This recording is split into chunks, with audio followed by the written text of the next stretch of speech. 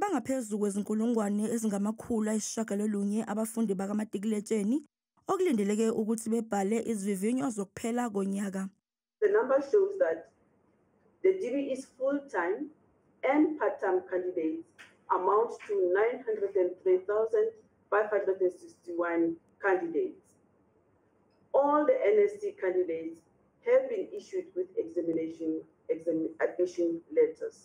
Umalusi uthi uzojuba abantu abazoqapha ukuthi izivivinyo zihamba ngendlela yini, kanti badonse ngendlebe abafundi kanye nothisha abanezinhlelo zokwenza okuphambene nomthetho. Umalusi berates and condemns this criminal practice with the contempt it deserves.